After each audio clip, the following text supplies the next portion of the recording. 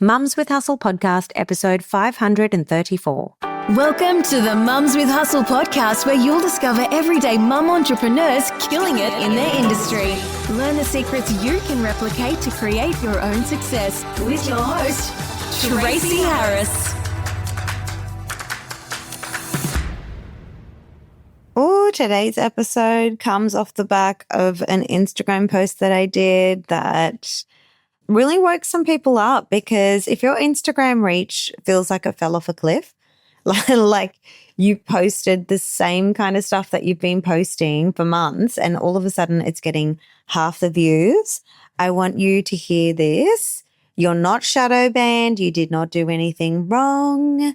Instagram have changed the rules yet again, quietly, about a week ago from the time that I'm recording this episode.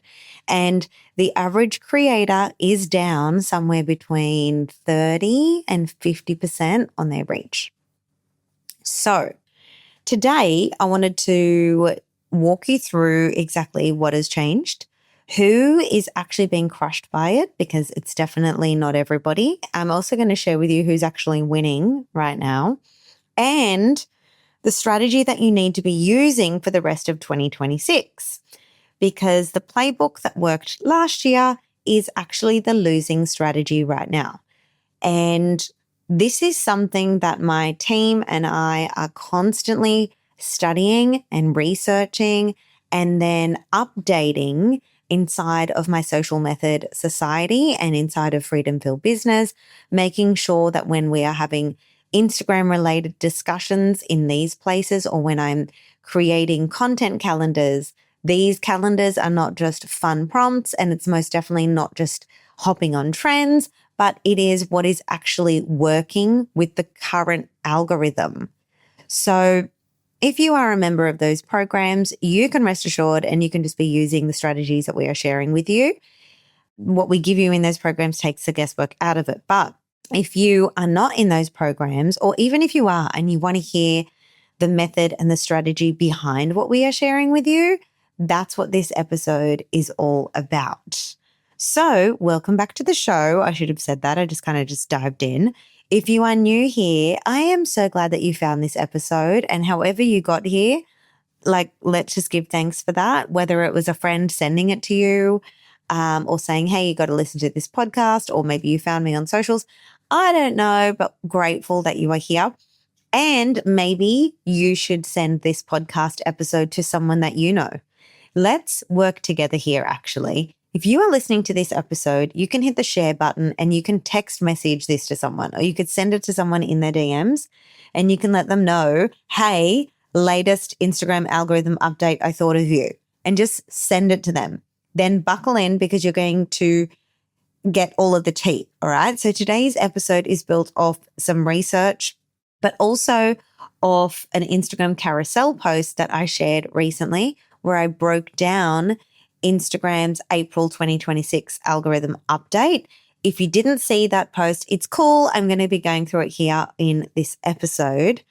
But yeah, like it, share it, do all the things. And I'm going to give you an audio version of what I've already shared on Instagram, but a lot more tea and context and a lot more nuance, and honestly, a few opinions that I didn't put in my original post. You are getting the scoop. So here's what we're covering. First, I'm going to share the 3 actual algorithmic changes that Instagram has made. And it's not vibes, it is measurable shifts, okay? Then I'm going to share with you why your content specifically might be tanking in reach, even if it's beautiful, even if it's high quality. And I kind of cringe at the moment saying that, because I saw an amazing female entrepreneur. I really like this soul. I mean, it doesn't matter if I didn't, right? But I like her. I care for her. And I saw that she hopped in her stories and she was so proud that she'd used Claude, an AI tool, to make all of these amazing graphics for her socials. And I was just like, what is the point of that if this is actually not the content that the algorithm is favoring at the moment? Just because you can create it and you can create it in less time doesn't mean it's going to return anything for you. And it made me sad because I just want everyone to win. Anyway, the third thing that I'm going to share with you is the 3 types of creators who are absolutely thriving right now. And that's why when I just mentioned this other lovely entrepreneur, I'm just like, that type of content is in the losing bucket, not in the winning bucket. And I just want everyone to win. Anyway, fourth thing is what to actually do about it in the short term and in the long term. So this is a nerdy episode. It's a real one. Maybe get a pen and a notebook and take the notes and maybe share something that you got out of this on your Instagram stories. And then if you want to go so far as to link people to this episode, that would be so helpful for whoever does that, whoever sees your story. And I'm also grateful too. Let's just help women work smarter, not harder. And that begins with being informed. Okay. So like I said, Instagram rolled out this update in April, and the official language that they're using is meaningful social interaction. That is what the entire algorithm is based on. So please write that down. 3 words, meaningful social interaction.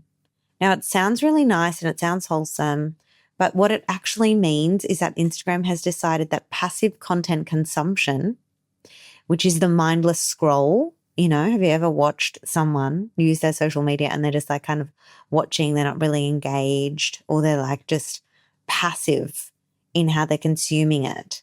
They have deemed that as bad for their business, and they are wanting to engineer their platform towards conversations and connection and community instead. Now, if you have been around for the longest time, like my OG people, you will know that I have been teaching this method for the past 10 years. It's always been about community. It's always been about conversations. And Instagram was like that when it originated. And somewhere along the way, people started creating fast-paced content that is, entertaining.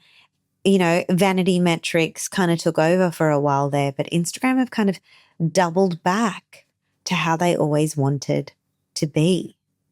So this is not a new conversation for so many of you that have been around in my world, but we are focusing back on that. If it feels like we're going back into the OG times of Instagram, it's because we are. So why have Instagram gone back to this? Well, they've gone back to this because conversations keep people on the app much longer, and longer sessions equal more impressions. More impressions equal more revenue for you because you're a business owner. That is your key metric that your Instagram strategy is working, is that you're making revenue. So, don't let anyone romanticize this for you. This is a business decision. So here are 3 concrete changes. So remember, the overall thing is meaningful social interaction, and these are the 3 concrete changes. Change number 1 is that comments are now weighted way more heavily than likes. This is a big one because under the old system, a like was the thing that people were chasing because a like was worth so much.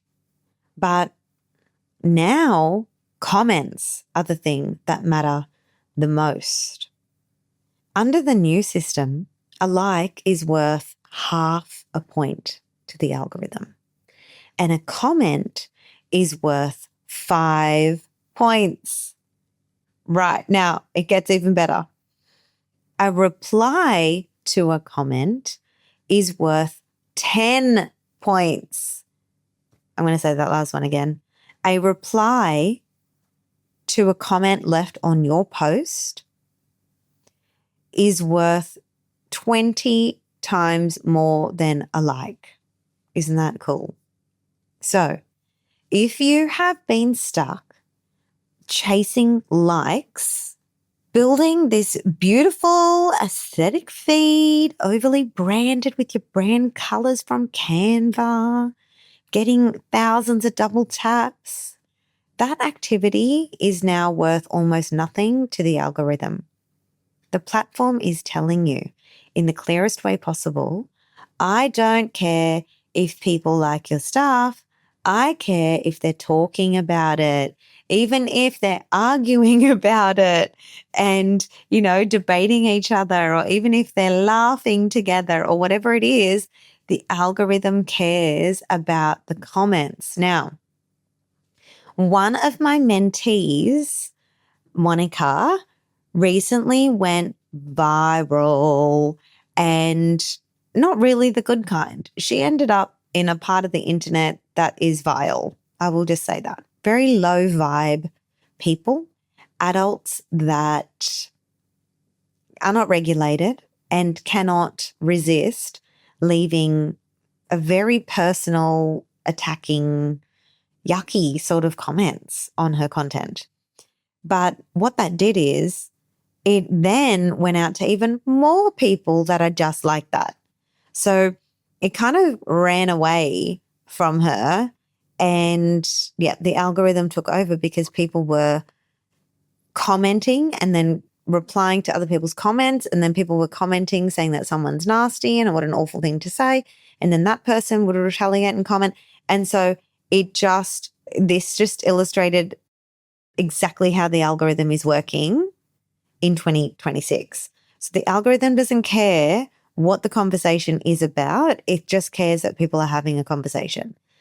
Change number two, dwell time is being measured completely differently. So with the old algorithm, if someone watched your 30-second reel, say all the way through, that was a really positive signal. Time spent equaled interest. And that makes sense, right? Like if someone's watching, they must be interested. But the new algorithm is prioritizing that if the same person watching your full reel without tapping anything, without sharing it, or without saving it, now that actually reads as a negative signal. It's not liking the passive viewing. The algorithm interprets it as this user didn't find anything compelling enough to engage, or enough, like it's not compelling enough to engage with this. And this is wild. They've literally inverted the logic here. Passive watching used to help you, and now it hurts you. So those creators, and I see this a lot on TikTok, creators that almost take forever to start their video and get to the main point. They kind of just use hook after hook after hook at the beginning because watch time on TikTok is prioritized. So they're wanting you to watch and watch and watch and watch before they get to the main point. Some of these creators never get to the main point, and then people in the comments will write that, and then other people will respond, and it's just like that's their strategy almost. Because as long as people are talking about it in the comments, even if they're annoyed and frustrated, it's pushing their video out even more. Kind of frustrating in a way. But as people who care deeply about our work and we want to make an impact, we've got to educate ourselves on what's happening. And then we've got to spot the opportunities. We've got to think in terms of possibilities and not in terms of frustration. And we've got to work with it. We've got to leverage it. So if your audience is watching for a long time, even the whole thing, but they're just consuming and scrolling, the algorithm reads it as a failed piece of content. So I feel like we can all do a little bit better. We can all help each other a bit more. If you are in any of my programs, or if you're in other people's programs, right? Or if you're friends with someone and you see their content, don't just watch it. And don't just think, oh, that's nice. Try engaging with it, like it, repost it, hit that little repost button, take an action. Because when you do that, that is supporting that peer or that friend or that coach or mentor, that creator that gives value to you. Please, if you see my stuff, I'm just like, can you please interact with it? Okay. Have a chat in the comments. That would be so cool. But I do believe that you get what you give as well. So when we are interacting on other people's content in the right way, in a meaningful way, it naturally builds that reciprocity. People want to do that for you. People also will discover you in the comment sections of others. So add to the conversation. Like, let's stop running around like headless chooks saying that, you know, we don't have time, we don't have capacity. Like, slow down, be present, offer a thought, an opinion, reply to someone else's reply. Like, let's have good Instagram etiquette and watch what happens to your content in the process and the community that you build in, or who discovers you because of how you've been on socials yourself. All right, change number 3 is that original content is being prioritized, and any AI created content is being marked as slop, S-L-O-P, and it is being suppressed. So Instagram's detection systems are now actively identifying 4 categories. If you are just reposting other people's content, it's going to get, like, on your own feed, it's going to get lower distribution. And they've said this ages ago. This isn't just a new thing. But AI generated content is getting flagged with the algorithm, and you know, the distribution of that, it's variable. Original photography and video is getting boosted, and almost like the more raw, the better. And content with visible production effort, like real editing, real craft, it's also getting boosted. So that high quality content is also being boosted. So the era of, you know, slapping together a messy meme and throwing on a trending audio over a, like, what are those stock clip things? CapCut video, you know, or regramming someone's content. That is low effort. That is deemed as low effort, and it's getting throttled hard by the algorithm. So you don't want to be doing that. Now, I have a personal opinion here, and I'm just going to say it. This part of the update, in my view, actually, like, I love it. It rewards the people who are genuinely making things. It's the other 2 changes, the comment weighting and the inverted dwell time, that is causing the most chaos amongst business owners, because people are already busy and time poor. And for them, they just want to get on Instagram, do their post and leave. But that is actually going to lead to your demise, because, you know, it's going to lead to you being punished by the algorithm. So they're the 3 main sorts of categorical changes. But let's talk about what you can do, okay? So let's get tactical, and let's think about the 3 types of creators that are absolutely growing right now, even while everyone else is panicking. And I'm going to walk you through each one, what they do, why it works, and whether it's something that you should consider copying. All right, so the first winner is the controversialists, you know, the people that spark the controversy. These are, even if you don't agree with them, even if you find these people annoying, these are the hot take accounts, the divisive opinions, the culture war commentary, the unpopular opinion people, and like they're actually giving unhinged thoughts. Not just, you know, a millennial putting out a piece of content feeling like they've said something controversial, but it's actually not.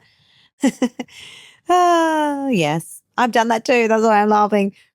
And this is like actual polarizing content. So that's one group of people that are winning. Now, why are they winning? Because the new algorithm rewards comments. These are the people that are like, you know, that mantra, all press is good press. Or who cares if they're hating you, if they're talking about you, it is attention. And we are in the attention economy. That's what Gary Vee is calling this.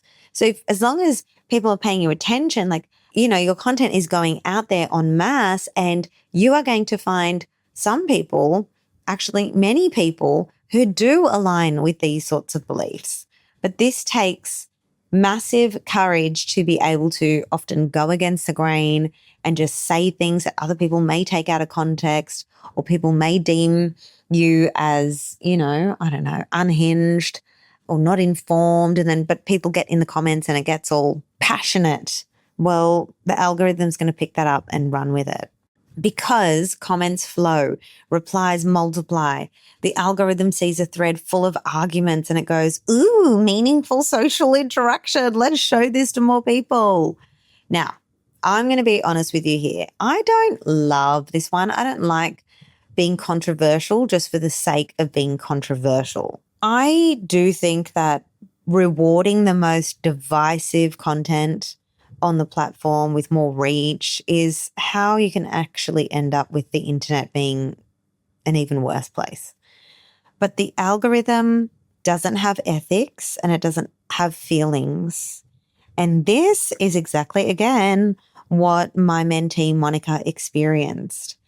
Look, the algorithm has a number that it's just trying to make go up. They're a business. And right now, the people sharing the hot takes and the controversial things, they are making that number go up. And so they're going to get love. All right. So winner number 2 is the community builders. This is the model I actually want you to pay attention to. The community builders are the creators that treat every comment like it really matters. This is OG Tracy Harris, Instagram 101. They're replying within minutes of, doing the post. Obviously, you can't sit there all day doing that as the comments continue to drip feed in. But at least within the first 60 minutes, they are there and they are present. They are asking real questions in their captions, and they do give a damn if people answer. They run polls in their stories. They do quizzes, sliders, all the interactive stuff for their people. They're not just optimizing for impressions, they're optimizing for relationships. My beautiful friend, George, he's got this saying, relationships over algorithms. Like, again, this is a very old school way. If you've been in business for a long time, if you've been in content marketing online for a long time, you know that this isn't new. What I'm talking about, this is OG. This is stuff that we've been mastering for years. And it turns out that the new algorithm loves relationships because relationships generate exactly the signals that Instagram is now measuring. Replies to things, saves, shares, mostly conversations. So if you take one thing from this episode, it should be this: building a smarter audience that actually talks to you is now algorithmically better than building a big audience that scrolls past you.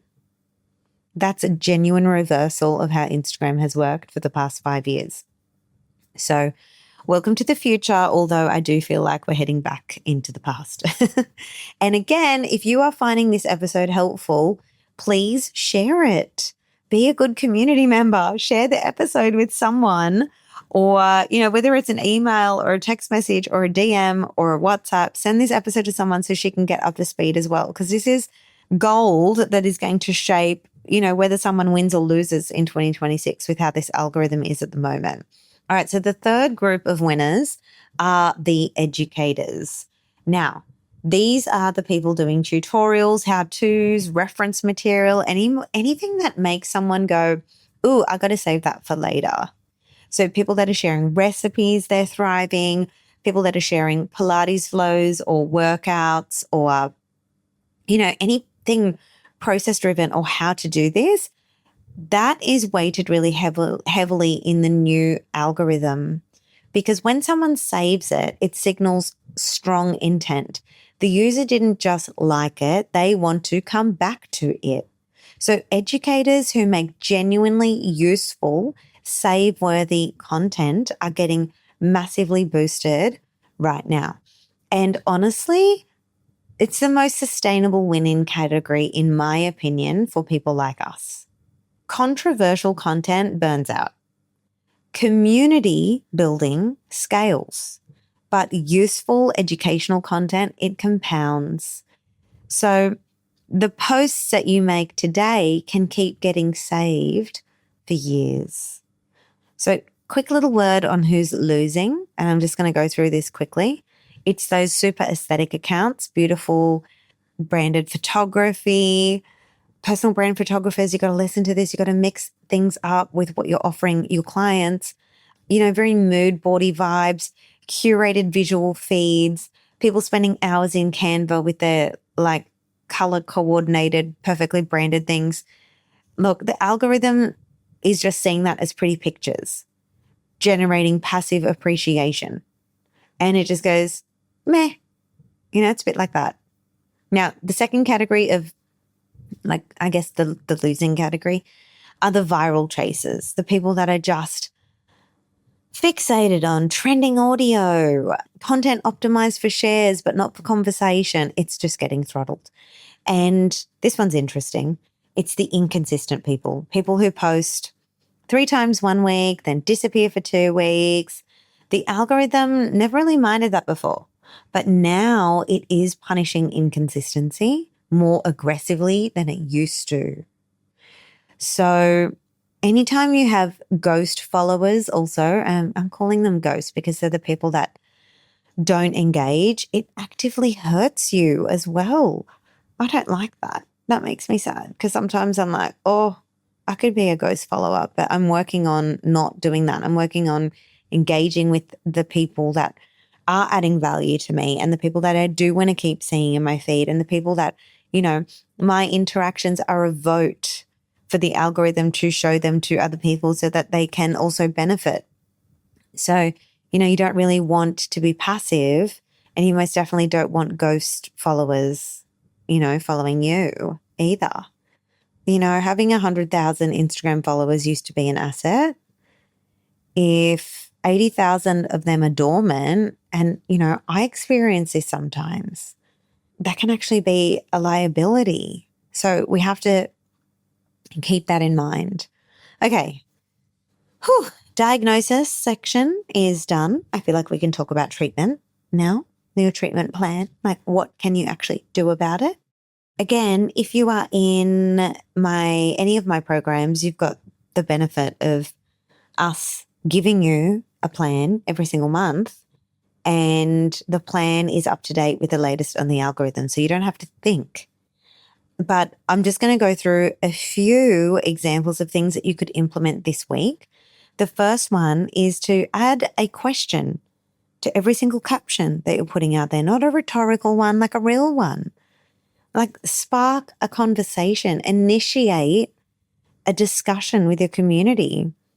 Things like, has anyone else experienced this? Or, hey, what do you think about this?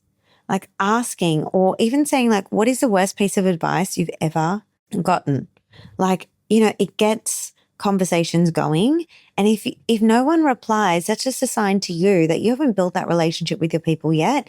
It comes over time. So keep doing it. Don't get offended and feel rejected and sad and then avoid doing it and think, that didn't work. How embarrassing. You have to keep doing it. All right. Number 2, reply to every comment within 60 minutes after you've put up your post or your reel. This is a really huge one. The algorithm is watching that early window to decide whether to push your content out further. So replies in that window are the most valuable signal that you can generate. So if someone's going to leave a comment and now you're replying, well, maybe they're going to reply again, and that is just going to increase your reach too. Number 3, use interactive features in your stories. Get creative. Use the polls and the quizzes and the sliders and the question stickers. Every single one of those taps is now a sign of high value engagement. So you want to be doing that. And number 4, post carousels instead of single images, because every single swipe is also considered engagement in the form of an interaction, like someone's doing something with your content. So a 10-slide carousel can generate 10 engagement signals from a single person. And, you can do the math. That's working. That's a lot of points. Okay. So that's why often people's carousels will even outperform their reels. So keep that in mind. Okay, so on to the bigger picture. And before I go, I just want to zoom out for a second. All right, this update is not the first update Instagram has ever done, and it will not be the last one. Every 18 to 24 months, the platform makes a huge change. There are minor changes in between, but they make significant changes.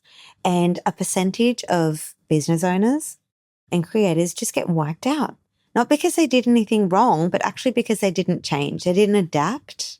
So we need to be adaptable and we need to stay informed. When you depend on a platform like Instagram for your business to generate revenue, that is a risk. And I'm going to say that one more time because it matters. Platform dependency is a risk. If a single algorithm change can just cut your reach by 40% overnight, therefore affecting your bottom line in your business, you don't have a business. You have got almost like a tenant agreement with a landlord who can change the rent at any given time. And that feels scary. Email lists you own. Having a proven marketing method that leverages, funnels and other platforms, your long form content. Hello to this podcast. Hey, podcasters. Hey. Hello, anyone with a YouTube blog. Hi. Anything where that relationship with your audience doesn't depend on a single company's quarterly revenue goal. The business owners who have survived these shifts long term, they're not the most talented ones. They don't even have to be the smartest. But like I said, they're adaptable and they're the ones that are creating business models that have the right infrastructure built so that they can succeed no matter what the algorithm is doing. So that's the update in a bit of a nutshell. Instagram have changed the rules. Comments are way better than likes. Interaction beats passive consumption. Original work is getting rewarded. Perfection and also slop is getting suppressed. You need to adapt or you're just going to be faded out. Honestly, they're the two options at this point. There's not a third option. I hope that this was useful. Share it with at least one friend who is trying to grow her business so that she can have, that freedom-filled business and that beautiful life. They need to hear this. And if you are truly wanting to grow a business that is based around a model that gives you time freedom and peace and high profit that isn't just reliant on Instagram. If you are a coach, an industry expert, a practitioner, a teacher, come and have a look at Freedom Filled Business. I'll put the info in the show notes for this, and let's build you a really strong business that you love. More importantly, a life that you love. I'll see you in the next episode.